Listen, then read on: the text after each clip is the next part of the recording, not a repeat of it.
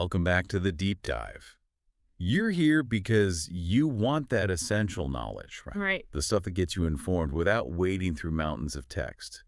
And today, we're tackling something really critical if you want to sound, truly polished in English. Hmm. We're getting into converting questions, interrogative sentences, from active voice to passive voice.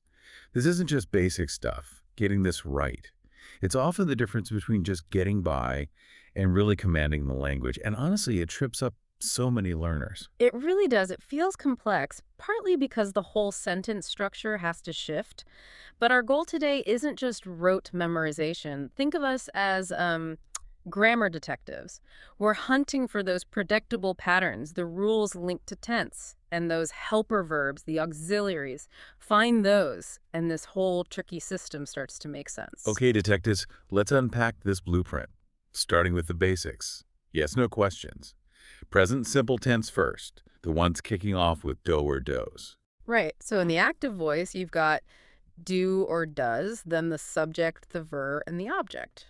Pretty standard. Like, does she cook the food? She is doing the cooking. The food is receiving it. Simple enough. But when we go passive, we flip the focus, don't we? The object, the food, moves to the front. And since it's present tense, we need a new auxiliary verb, right?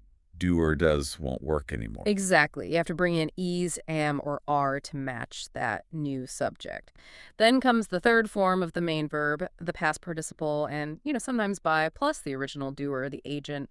So take, does Alex write the homework? Homework is the new subject. It's singular. So it becomes, is the homework written by Alex? See? The main verb form written stays the same in passive regardless of tense. It's the auxiliary is here that shows us it's present simple. Okay, that feels pretty clean, a straightforward swap. But now let's add a wrinkle. Present continuous. Questions starting with is, am, or are, but with that telltale verb plus ing. Like, are they cleaning the room? Yes. And this brings us to our first, let's call it golden rule for passive sentences. Anytime you see that verb plus ing form in the active voice signaling something ongoing, the passive version must use the word being. Always. Always. That's strong rule. Always for continuous tenses. Think of being as like essential scaffolding. You absolutely need it for a continuous passive structure. So the pattern becomes is MR plus the new subject plus being plus the third form verb plus maybe by agent. So is Robert playing the guitar? Becomes. What? Is the guitar being played by Robert?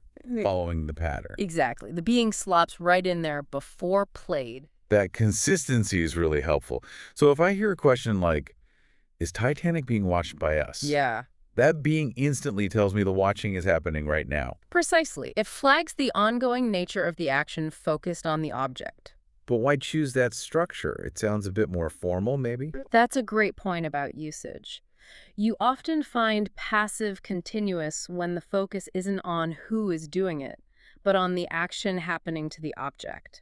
Think about maybe official reports or technical updates. Instead of asking who's fixing the car, focusing on the mechanic. I might ask the service desk, is the engine being fixed right now? The focus shifts purely to the engine's status. It backgrounds the doer. Right. Makes sense. The object takes center stage. Yeah. Okay, let's rewind. Back to the past. Simple past this time. We saw dodos turn into Izumar. So what happens when a question starts with did? Like, did she cook the food? What's the auxiliary shift there? Well, did signals past tense, right? So in the passive, we need past tense auxiliaries. Did itself disappears. It gets replaced by was or were, depending on the new subject. And the main verb, it just snaps into its past participle form, like cooked or written. So the structure is was or were, then the subject, then the past participle. And optionally by the agent, yes. So did Alex write the letter? The letter is singular, past tense. Was the letter written by Alex? Perfect. The common mistake is trying to keep did somehow, which just doesn't work grammatically in the passive. Was or were carries the past tense, meaning now. Got it. Okay, let's combine things. Past and continuous. Questions. Starting was or were plus that ing verb. Example. Was Rose washing the dishes? Does our golden rule about being still apply here in the past? Absolutely. That being rule is incredibly consistent. It's your marker for any continuous tense, present or past.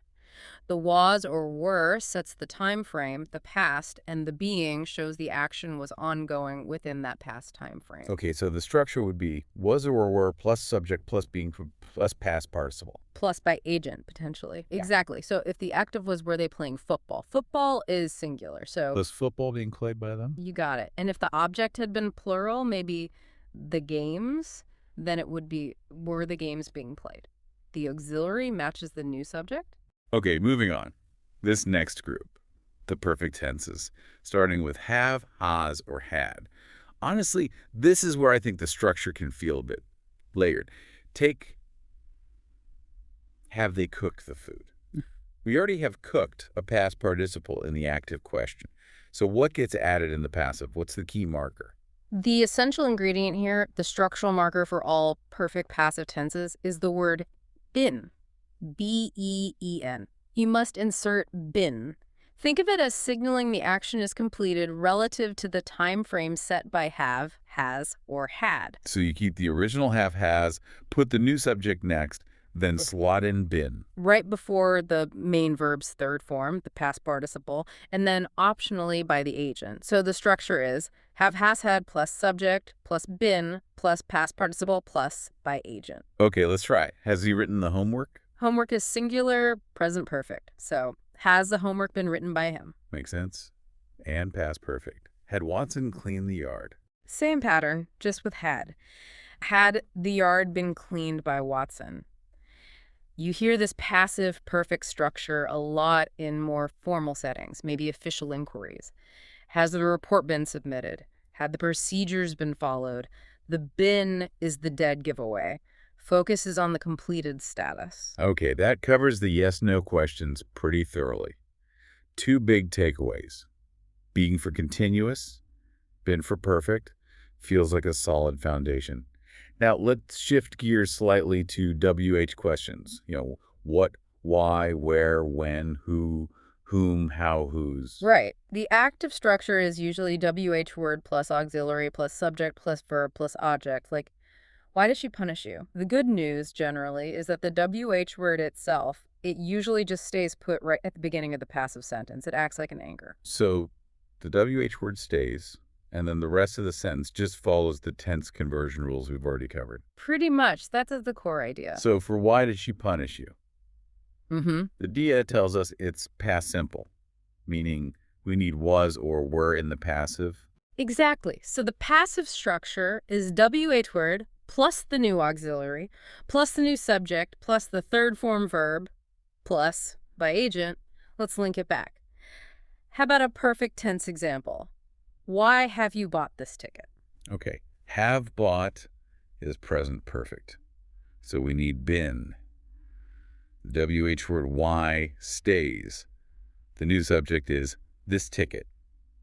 Singular. So why has this ticket been bought by you? perfect. See how the rules combine? And sometimes it's even simpler. What did she buy? That just becomes what was bought by her. Here, what is doing double duty? It's the question word, and it represents the object. Okay, that seems manageable, but there are exceptions, aren't there? I feel like who and whom are special cases. They definitely stand out. They absolutely do. This is probably the trickiest part, the one that really marks advanced usage. The key is whether who or whom is the subject or the object in the active sentence. Right. So what happens when who is the subject? Like, who wrote this letter? Who is doing the writing? This is the big rule shift. When who is the subject in the active voice, the passive sentence must start with by whom. No exceptions in formal grammar. Wow. Okay. So instead of putting by agent at the end, the whole phrase by whom jumps to the front. Precisely. It flips the usual agent position. Can we see that again? Who wrote this letter? Right. Becomes By whom was this letter written? See how by whom leads. Another one, who invited you? by whom were you invited? Because you is plural, so we need were. Exactly right. Starting with by whom is definitely a hallmark of more formal English, especially written English. Now, hold on. In casual conversation, wouldn't most people just say, who was this letter written by? Or who are you invited by? Oh. Putting the by at the end. Oh, absolutely. That's far more common in everyday speech. It avoids the formality, maybe the slight stiffness of by whom. Grammatically speaking, though, for that strict active to passive conversion, by whom is the target? It keeps the original grammatical function clear. Okay, formal versus informal. Got it. Now, the other side of the coin. What if the active sentence uses whom, and whom is the object? Right, so whom receives the action? For example, whom has the principal honored?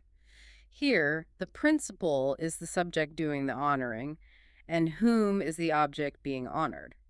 So when we convert that to passive, what happens? Does it become by who? Surprisingly, no. It actually flips back to starting with who. Really? Why? Because in the passive sentence, the original object whom gets promoted to become the subject, and the subject form is who. So, whom has the principal honored becomes who has been honored by the principal. We're asking for the identity of the person honored, who is now the subject. Okay, let me try one. Whom have the people elected? Whom is the object. Passive means it becomes the subject. So, Who has been elected by the people? Make- Exactly. The passive question uses who to ask for the identity of the person who received the action. wow. Okay, that flip, who becoming by whom when it's the subject and whom becoming who when it's the object, that's definitely the most complex bit we've covered. It is. Mastering that shows a really deep understanding of how these structures work and shift. So let's quickly recap the main points from this deep dive. It seems mastering passive questions boils down to spotting key structural markers, like little signposts. First, that word being, if you see that, you know the action is continuous, right? That's your continuous flag. Second, the word been, that signals a perfect tense. The action is completed relative to some time point. Correct. Your perfect tense indicator. And finally, that tricky but crucial flip between who and by whom.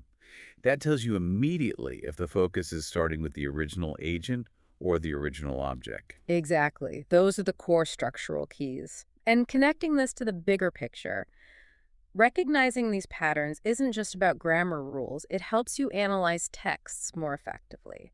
When a writer or speaker chooses the passive, especially in a question, they're making a deliberate choice about what to emphasize. Is it the person doing it or the thing being done? Right. It becomes a tool for critical thinking, understanding the subtle focus shifts in communication. Definitely. Understanding why a structure is used is as important as knowing how it's formed. Absolutely. Okay, so today we focused on going from active to passive. But here's a final thought for you, the listener, to chew on. How much trickier is it to reverse that process? Imagine you encounter one of those formal questions starting with by whom. Like, by whom was this decision made? What mental steps do you actually take to quickly flip that back into its simpler active form? Think about reverse engineering these rules we've unpacked today. How do you uncover that original doer?